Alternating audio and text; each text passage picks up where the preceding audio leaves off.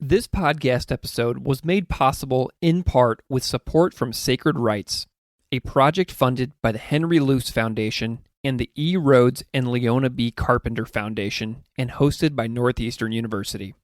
Sacred Rights is a project that supports public scholarship on religion and provides resources and networks for scholars of religion committed to translating the significance of their research to a broader audience.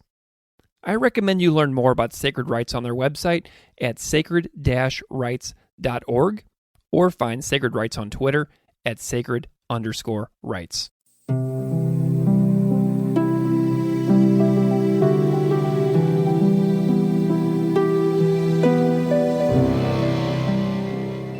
Welcome to Classical Ideas. This is a podcast where, since 2017, I have discussed all things religion with a variety of fantastic scholars, historians, journalists, and educators. On this episode, I am delighted to welcome Dr. Charles McCrary back to the podcast.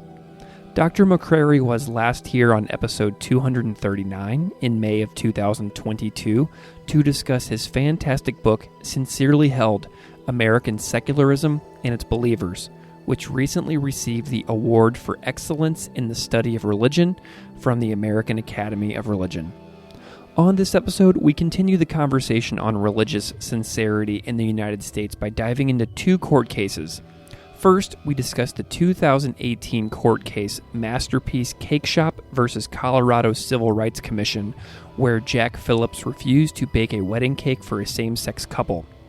Then we discuss the 2022 case, Kennedy versus Bremerton School District, where Coach Joseph Kennedy engaged in prayer with students before and after football games. We discuss the facts of each case and discuss the religious sincerity of Phillips and Kennedy. Dr. Charles McCrary is an assistant professor of religious studies at Eckerd College in St. Petersburg, Florida. McCrary has written in scholarly journals, as well as popular outlets such as The Revealer, Religion and Politics, and The New Republic. Please enjoy our conversation on the cake baker and the coach. Dr. Charles McCrary, welcome to Classical Ideas again for a return episode. Thank you for having me back. I'm wondering if you can just spend a moment and reacquaint yourself with the listeners out there so they know who you are and what you do. My name is Dr. Charlie McCrary. I am an assistant professor of religious studies at Eckerd College, which is a small liberal arts college in St. Petersburg, Florida. When we last spoke on the podcast, I was a postdoctoral fellow at Arizona State. I just started this job last fall. This is my second semester. I moved in over the summer in 2023, so it's been big change from postdoc life to a teaching heavy small liberal arts college, and I'm really enjoying it. So I teach a range of classes here on American religion, but also I'm doing a upper level course right now on science and religion and another one on global Pentecostalism. So it's been a lot of fun to kind of stretch and learn new things and teach a lot. But my own academic work is mostly on American religious history, especially issues of religious freedom, secularism, politics, stuff like that. Just to remind listeners where they can find our original conversation, if you know a little bit more about the origin of your areas of expertise, as well as kind of a deep dive into your book, Sincerely Held, American Secularism and Its Believers, which came out from University of Chicago Press in 2022. Listeners can go to episode 239 from May of 2022 on this Classical Ideas podcast to hear that conversation more about the book. But I am curious about some of the aftermath that came from the release of the book.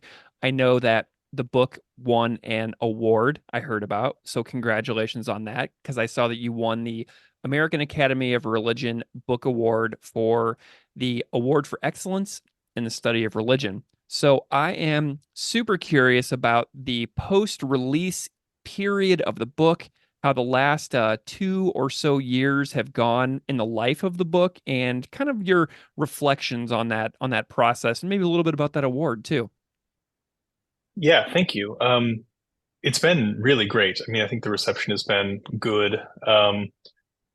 the reviews have mostly been good. But I think like a good number of people are reading it. It's been a lot of fun to zoom into a few different classes that people are where they're teaching the book. Actually went out to visit in person. Somebody was teaching my book in a grad seminar, and so I actually flew there to talk with them. So that's been really cool. It's been well received. I think this book award was quite a surprise, but a nice one. The thing that I wanted to do with the book was two things. One, give a very kind of broad theoretical argument about how to think about American secularism, how to think about how we define religion, why sincerity and religion, true religion, are so linked in American culture, but also in law. And then two, give kind of a narrower argument about where this framework of sincerely held religious belief comes from and why it has so much purchase in today's politics and religious freedom cases. And so I've been not exactly pleased with how relevant it's remained, because it's mostly relevant for like developments I think are not great, but it's not out of the news. I'll put it that way. So it's been really nice to see people finding it useful to engage with, to get more of a historical perspective on this and some kind of theoretical tools for thinking about what are still very live political issues. Yeah, well, I don't mean to embarrass you, but the jury's note calls it a study of tremendous contemporary relevance. So that timeliness and the way that it continues to age well is super fascinating for the ways that we exist as a country, but also when watching like our own Supreme Court, when watching our election cycles. This is something that isn't going away and seems to only be entrenching. Like I thought that after the last presidential election cycle, that this will kind of wane a little bit, but there is no waning going on, is there? No. And it's funny, like a book, I mean, especially as a historian, I feel like oftentimes most people will write a book and then the book is kind of done and you don't necessarily have to think about it anymore. And so I was really trying to turn a new page and work on new stuff. But the book basically ends, well, the epilogue, I talk about January 6th. I remember writing first the first draft of the epilogue was written on January 6th, 2021. Hmm. Because I had to submit the book in February of that year. And like I had a split screen with like the PBS feed of the Capitol insurrection, and then like my Word document on the other side. I'm just like, type. Oh my So gosh.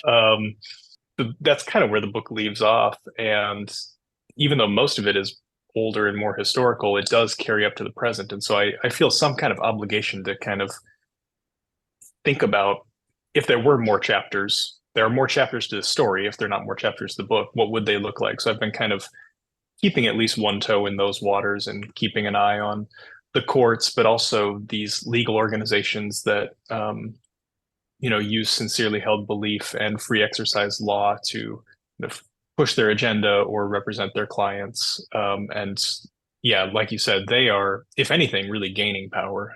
Hmm. We're going to talk about a couple of examples that I see as fitting squarely within your areas of expertise stemming from the book. We're going to talk about a couple of, very current stories that people have probably seen in the news in the last couple of years from, 2018 onwards.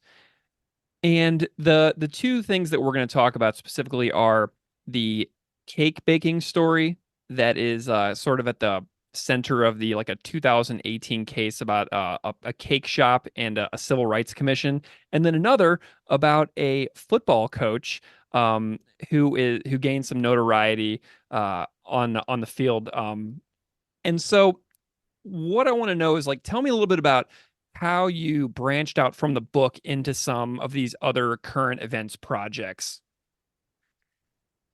As the book was about to come out, that's when I really started doing some public scholarship, which is also something we're going to talk about today. And the Sacred Rights program has been really helpful in helping me think about how to continue doing that sort of work and expand. But partly for book promo reasons. I tried to write a few kind of popular pieces a few years ago, and I enjoyed doing that kind of work. And so that's been a way for me to keep writing about this stuff a little bit, especially in kind of shorter forms. And so I did a number of pieces for the New Republic. So one of them was last fall, because this football coach, and we'll talk about this case in a minute, at the center of this Supreme Court case from 2022, published a memoir. And I thought, this is something I would like to read and write about, but I don't necessarily want to write a whole academic article about it. And I think people would be interested. So I decided to do a piece for the New Republic. And that has kind of led into a new research project as well, where I'm trying to write a longer form article and think about these cases, the cake baker and the coach, and what they say about not just the courts and the law, but also white evangelicals and masculinity, and kind of who these two characters are.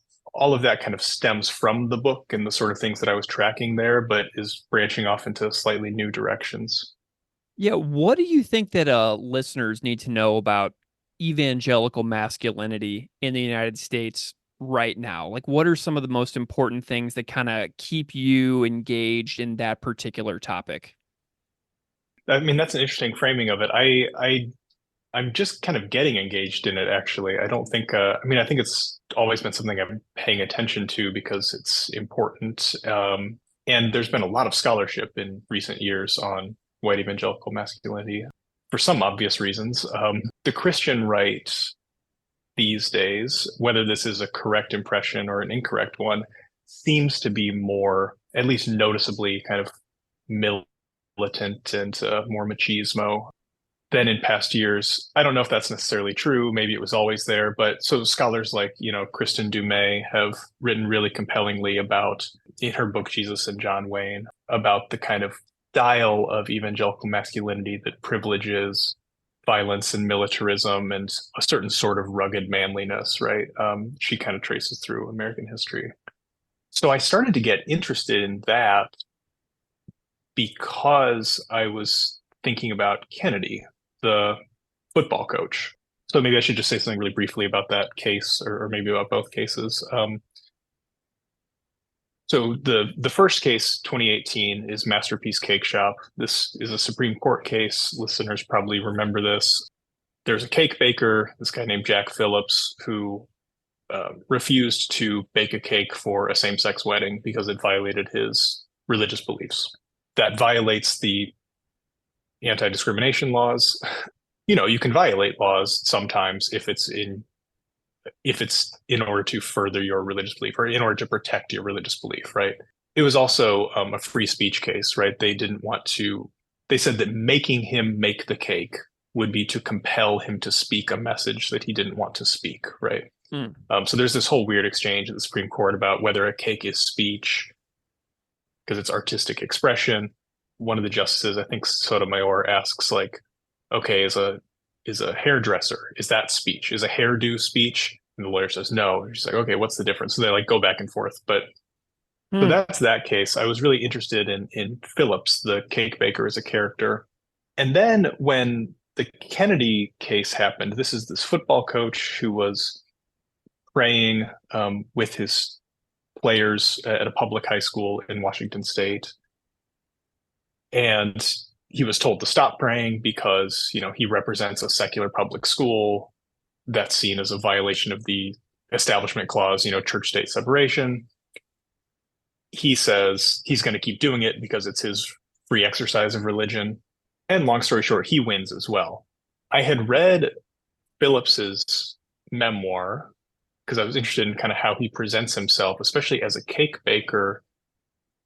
He has to represent himself as an artist. He seems he's very kind-hearted. He talks about, he's like a crier, he's like a very sweet, gentle kind of guy. And so he really presents himself as saying, I love these people. I love these same-sex couples. I just don't agree with their message. It's a very much a love the sinner, hate the sin kind of thing. but he's like a very devout evangelical. He studies the Bible deeply. He's kind of like kind-hearted and warm. And so he's presenting a certain style of masculinity. So then I read Kennedy's memoir and was very surprised by how militaristic and violent he is, but also how not very devoutly religious he is and how like crass he is. And I just thought there was something really interesting in that contrast between those two. I mean, I'm not saying one is more or less authentic or sincere. I think they're both like representative of major trends in ways to be a white evangelical man in the US. And so the fact that they both got to kind of play that role and that they both got to play the role of the sincere believer and win a Supreme Court case, there's something really interesting with comparing the two and thinking of them together. Yeah, the differences in the way that you describe them in the some of the things that you sent me that I was reading was that this one guy, Phillips, he studies it deeply, he lives devoutly, he's a warm and kind-hearted person, even to the people that he disagrees with, like that's how he's presented. And then you have this theologically illiterate, crass, combative, and violent person, Joe Kennedy, the football coach. And it was just so interesting to think about that within the framing of your book, Sincerely Held, because whenever I was reading the new piece that you sent me, I couldn't detach it from our first conversation that we had in 2022. And so just seeing those differences is so fascinating. So you read both of these memoirs. Did you like reading them? Was this an enjoyable experience for you? Because for me, like I only have so much time to read, you know what I mean? And I know exactly what I want to read. I've got a book stack up, a pile of them in the other room. I can only read so much, and these are not the kinds of books that I would be personally drawn to. So I'm curious, like, if you find these experiences to be enjoyable as reading material, and how you find this experience of being like in these worlds of reading these evangelical memoirs. No, I did not enjoy it. No, not really. um, well, I mean, a little bit. I enjoyed I actually really enjoyed the experience of reading the Kennedy memoir because it was so different from what I expected that it was really intellectually engaging because I was trying to figure out how to write about it. Because honestly, I mean, I kind of went in with I don't know if cynical is the right word, but a sort of cynical idea about what it would be and kind of what Kennedy was doing. Largely because, so what happened is he wins his case in 2022, and he says the whole time, this case has been going on for years, right? He says, all I want is my job back, right? I want to be a football coach. And in the meantime, though, he's moved from Washington State to Florida and is no longer coaching football. So he gets his job back. He flies there once, coaches one game, and then resigns. And right around the same time, that's when the memoir is coming out. And so my original idea was to say something about like evangelical celebrity and how much money there is to be made. I kind of assumed he was going on like church speaking circuit or something, do some events with Tim Tebow or something like that. Like there's a whole kind of Mm-hmm. media infrastructure around that. And he did a ton of interviews for his case. He's backed by this group, First Liberty Institute, which is a very powerful conservative legal organization that does religious freedom cases and other stuff. And so I kind of thought my original take was like, it pays better to be an evangelical celebrity than to be a football coach, right? And so he's like getting into this new world. And so I pitched the piece and was like, all right, here's what I'm going to write about. But I had to wait for the book to come out because they would not send me an advance copy, which they probably Googled me and were like, "No, not you, buddy." That's Yeah. fair. So I got my copy of the book and I read it, and I expected him to be really similar to Phillips in this way, where he would, Phillips starts out, he quotes the Bible all the time, and he says like, "My goal in writing this book is for the reader to know Christ better. Like I want to kind of bring you to faith, or at least help you understand my faith." And so I thought it would be like that, and then it wasn't like that at all. And so that was kind of enjoyable, just like an intellectual challenge, because I thought, oh man, I have to write an article. I said I was going to write an article about this like this week, what am I going to say about this? But it actually opened up a ton of interesting questions. Yeah, it's such an interesting story. So you gave some details about Phillips's Supreme Court experience.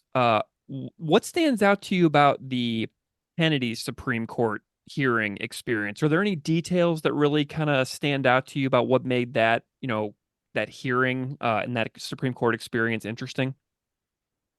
Yes, the case itself, the Kennedy case, is quite interesting for a number of legal reasons. One of them is that it ends up being an establishment issue versus free exercise. And what I mean by that is, there's two prongs, there's two parts of the religion clauses of the First Amendment. There's the establishment clause, church state separation, no establishment of religion. And then there's free exercise, the right to individual, free belief and practice.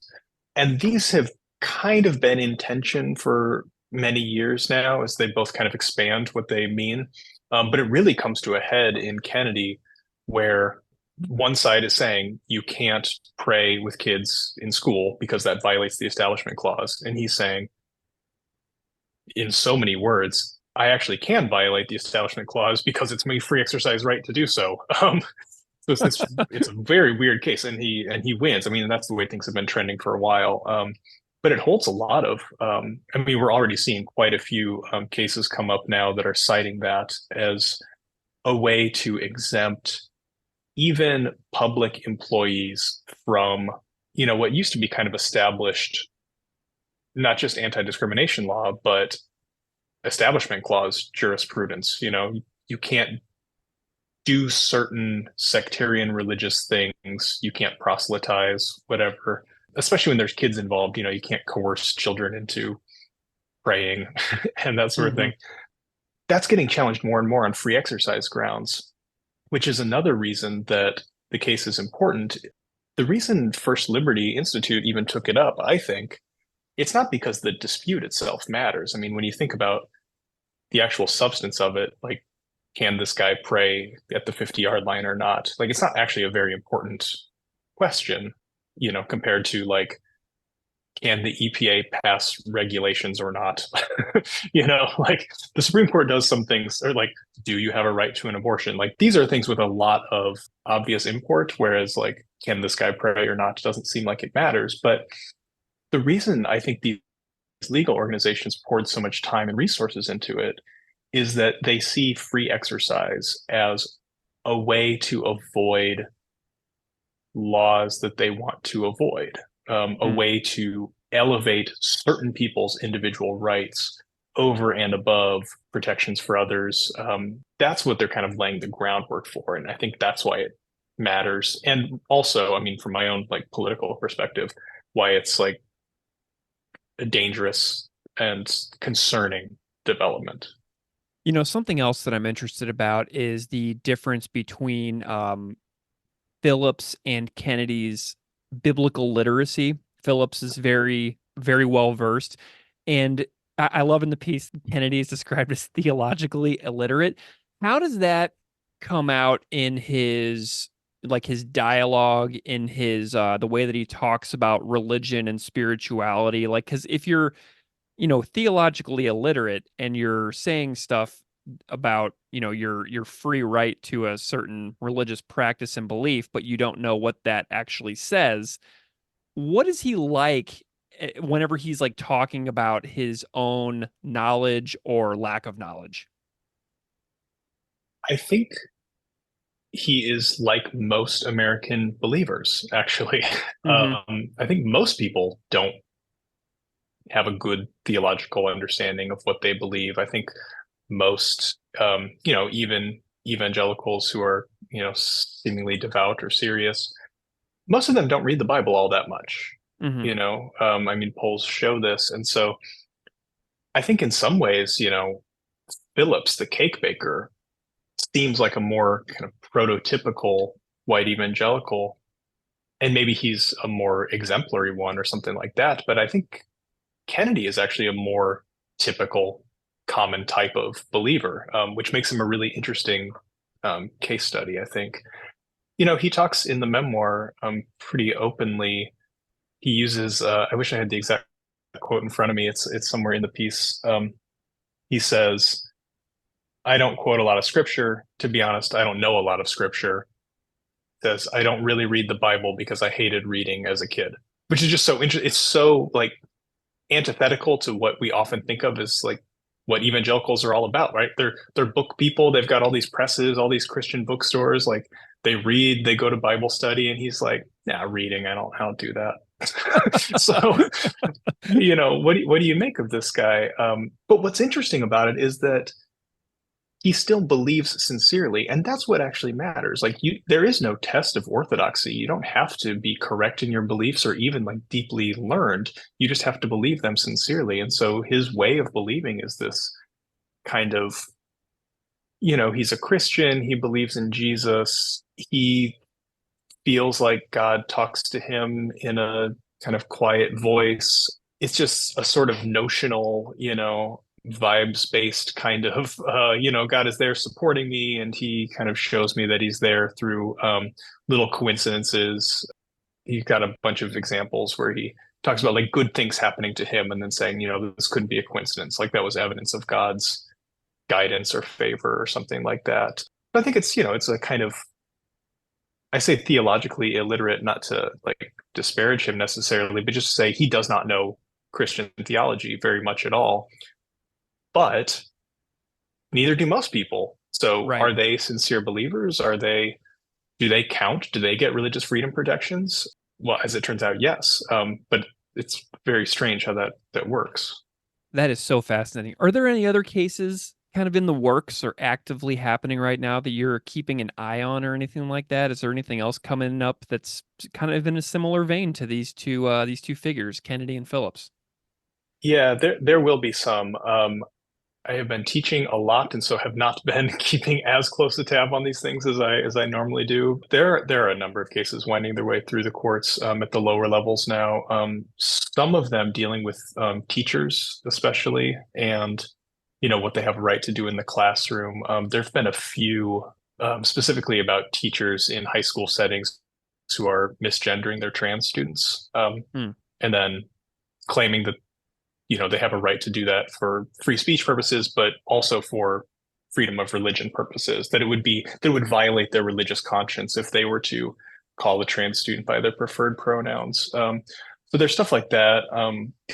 The Alliance Defending Freedom, ADF, which is one of these big organizations, they did the Phillips case as well as some other high profile ones. They've got a number of cases that they're working on right now. They've also been passing a lot of or kind of writing and supporting a lot of the anti-trans legislation. So that's kind of their new beat. They're doing a lot of that stuff as well as the religious freedom stuff. And these come together. For example, one of their big cases now is this kid who was, I think, 11 or so, who got sent home from school for wearing a shirt that said, there are only two genders. And so they're suing the school district over his free speech rights. There's another one, I believe it's an ADF case, but it might be a First Liberty case. I think it's ADF over parents. They're doing like parental rights stuff as well. So there are parents whose child was on a field trip and had to share a room with a trans child who, they believe was of the opposite sex, right? And then the school district didn't tell them about it, and so they're suing. So they're doing all kinds of stuff like that. Yeah, so we'll see what comes up at the Supreme Court or where these things go, but there will be more similar cases, I'm sure, in the next few years. You are doing something involving sacred rights. So it sounds like you're, branching out and getting publicly involved. You got these pieces out in New Republic. You've also done stuff for The Revealer and Religion and Politics. Tell me a little bit about what you're trying to do to get your work out in the world with involving, public scholarship and what you've been doing with sacred rights lately.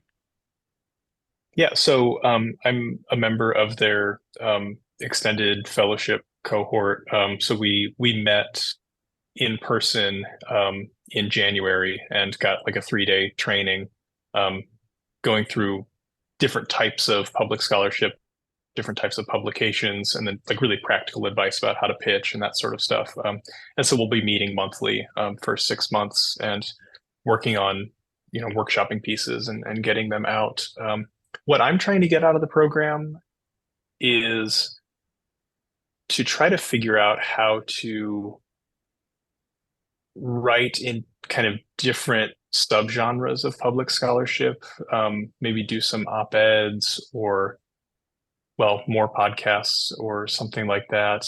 I think I've kind of figured out pretty well how to do like the 1,500 to 2,000 word magazine-ish type argumentative piece, but I don't know how to do like a historical explainer or how to extend some of my areas of expertise into public scholarship, because most of what I've done has been just on the religious freedom stuff, very politically oriented, which is fine. And I like doing that, but I want to be able to kind of spread out a little bit and learn some new styles. And then also I've with this project in particular, I've been thinking about how to kind of reverse the order and do projects not that start academic and then you translate it to public scholarship. But with this one, my piece about Kennedy started as public scholarship, and now I'm trying to expand it out and turn it into an academic article. And so that's been really helpful just to think about like the different audiences. What are you doing for the public? Who is the public? How do you ask different kinds of questions, even about the same material, for academic audiences? What's the relationship between those? And that's been really useful to have that cohort to think about those issues with. That is so interesting to think about the direction, right? Because whenever people in PhD programs do a dissertation, then you try to turn it into a book after that, and then you try to turn it into articles based on the different sections, and you try to break it down a little bit and kind of extend the life of that research. I love the idea of writing tons of public scholarship and then trying to turn them into elevate it and turn it into something more academic and citable. After that, I think that's a kind of an interesting experiment for you. I think that's kind of cool. Do you hear about other people doing that? Has that been part of the training as well? Were you talking about that? No, I mean, I brought it up just because that was something that I happened to be working on, but I don't think, I think it usually goes the other way around. So I've had to kind of reverse engineer it a little bit, like take some of the advice and just kind of flip it around. So it's been an interesting process to think about how to do that, but it's been fun to think about and to try. What's your reflection on the three R's, the risks and rewards and responsibilities of doing public scholarship and getting out there? Because this is something that you don't have to do. You know what I mean? Within your career, like you could really streamline what it is you're doing, but getting out there and branching out is a choice that comes with, certain risks and rewards. Yeah, I think this is maybe a slightly more vulnerable answer than I would like to give, but here's a real answer. I started doing public scholarship in part, maybe in large part, because I didn't have foreseeable stable employment.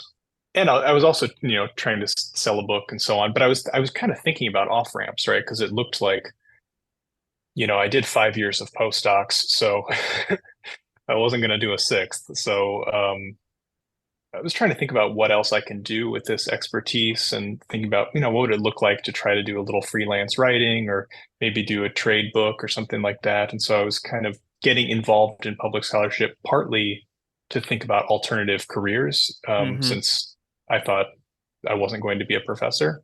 Then I got very, very lucky to get a job as a professor. And so this is something I'm thinking about pretty actively right now.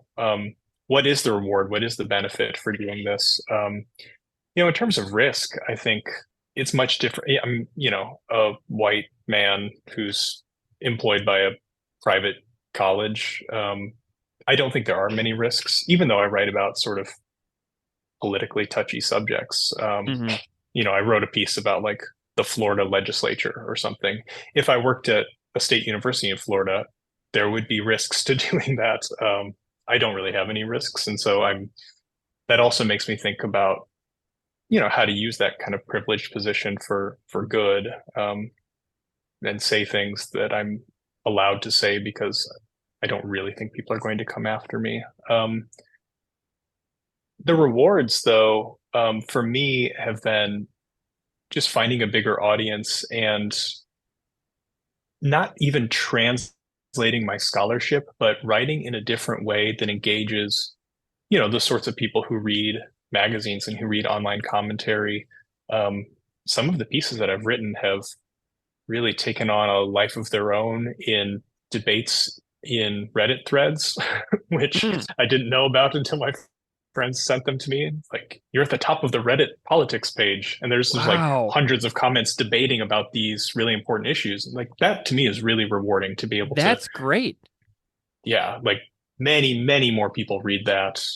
And it has real arguments and they engage real arguments. Like, I think my book has done pretty well, but dozens and dozens and dozens times more people read a New Republic article than will ever read my book. And so if I can engage with more and more people, I think that's great. And that's what I want to keep doing. Yeah, I mean, I am a frequent Reddit user. I love reading it. The variety of subreddits that are out there are incredible.